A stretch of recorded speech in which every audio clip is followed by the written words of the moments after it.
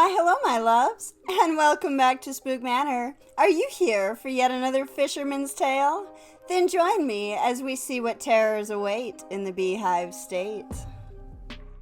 Our story begins in the summer of 1868 on the exquisite Bear Lake, which is nestled in the valley surrounded by Utah's beloved Rocky Mountain Range. Old Hiram Johnson sits quietly in his little canoe a good ways off the sandy shore. The lake glows turquoise in the blazing sun. The majestic waters gave it the name Caribbean of the Rockies in later years. The air is dry and the sun assaults him as it glares off the water's surface, but old Hiram can handle it. He was a tough old brute who had survived more than he could remember. He left home at a young age to travel west. For many years he had been a lone wolf.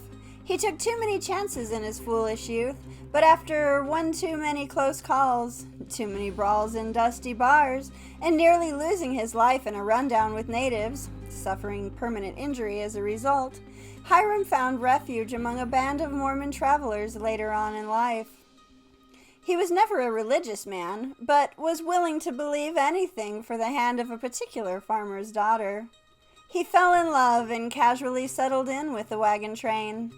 He knew how to make peace with the native peoples. He had learned from his frightful experience and understood which tribes to trust. They would often tell him tales of their lore and legends. He respected their ways, as their stories often taught lessons about the region. It was the Ute tribe who taught him their folklore about the water babies which reside in Utah Lake. He had heard of the creatures before on his lone travels through the Southwest, having fished waters in nearby states. The legend of the creatures were all similar, yet varied from region to region. Whether they were told by white settlers or native peoples, each fable offered its own unique mythology. The claims of Snake River involved infant massacre as a result of famine, being premature or malformed at birth. These babies were said to become evil water spirits who then sought revenge. While Pyramid Lake in Reno told the story of a man belonging to a Paiute tribe who fell in love with one of the mermaids in the lake. The tribe had rejected her, so she had put a curse on the lake, and these babies then formed. Utah Lake's version of the fable, told by the Ute people, was that these creatures were never human at all, but were in fact spirits, water spirits known as Undine, an aquatic breed of fairy who often feeds on humankind. Hiram stared down at the clear waters around him and wondered what myths and lore lie beneath the bright green-blue depths. The sun beat down on his large brown hat. His white cotton shirt stuck to him as sweat rolled down his wrinkled face and long white beard. The fish were slow to bite for some reason. These waters usually provided a bountiful catch, and he was almost always able to bring home dinner for his wife and son. But not today. Today, something was different. The air was so flat and dry. The water's surface is smooth like glass. The heat was getting to him, and he decided to cool himself down. Leaning over the canoe as safely as possible, he began to splash about in the lake water. Covering his face, head, and shoulders, he finally dunked his whole hat in the water for one final gush of relief. Leaning back in his seat for a quick breath, he noticed strange ripples began to appear in the water. A massive dark shadow slithered beneath him. Did he really just see that, or was the heat playing with him? Too much sun can do that to a man, he thought to himself, and debated turning in early.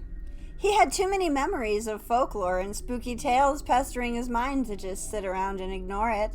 Slowly, he began packing up his belongings for the haul back to shore.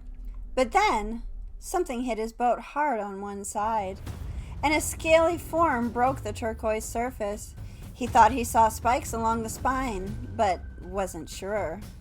He carefully leaned over the edge for a better look, but then nearly fell in as the creature bumped the other side with its fishy tail. Again, the slithering snake-like form passed beneath the canoe. It had to be 30 feet in length. Quickly, Hiram began to paddle back to shore. His energy was already drained from the oppressive heat of the day, but this didn't slow him down.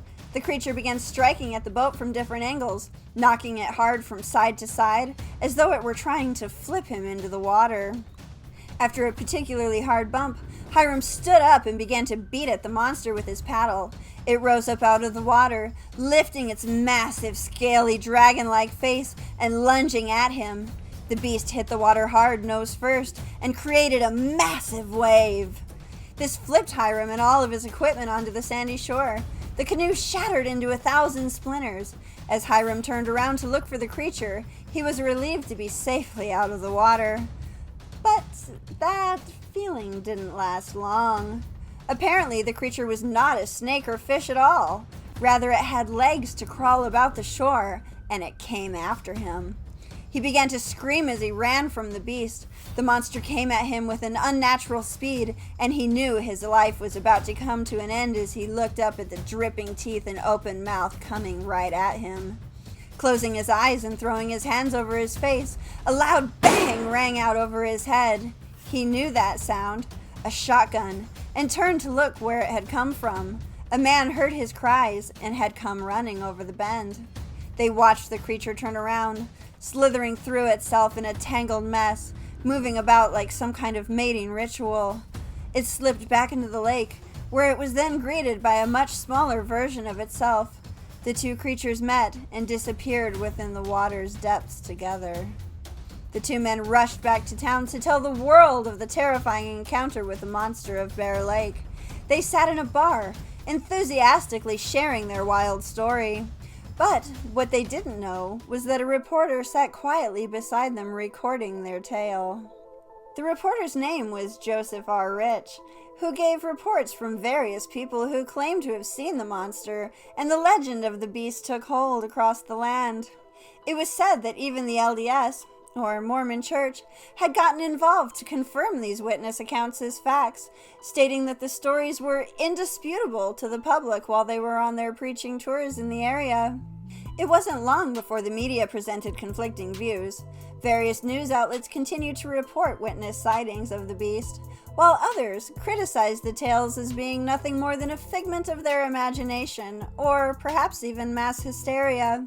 One news outlet, the Salt Lake Tribune, went as far as to claim that the monster is the twin brother to the devil and cousin to Brigham Young, who was the LDS Church president at the time, to cash in on the frenzy.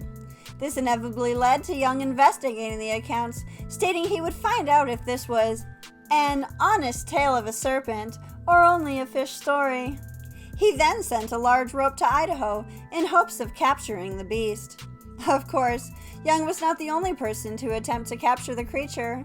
Some would even go to great lengths to stir up the beast in hopes of exploiting it for show, with the intent of competing with the likes of P.T. Barnum. But their efforts were to no avail, and the monster of Bear Lake has never been found. Yet, the creature is still celebrated in local towns to this very day. Some speculate that there are underground tunnels, allowing the serpent-like creature to go from lake to lake in the region, as there was a sudden rise across the state claiming sightings of similar creatures far and wide. Over time, interest of the beast had faded, and after 26 years, reporter and author Joseph C. Rich, the very man who had originally reported on the beast, spoke out, confessing that his tale was simply a wonderful first-class lie. But claims of this being a hoax is arguable, as there have been many reports of the beast since, with the most recent being in 2002. So tell me, my loves, have you been to any of the cursed lakes mentioned above? Have you yourself witnessed these water creatures? Please comment down below, and like and subscribe for more fictional stories that are often of actual urban legends and sometimes have historical reference. See you next week, and have a good night.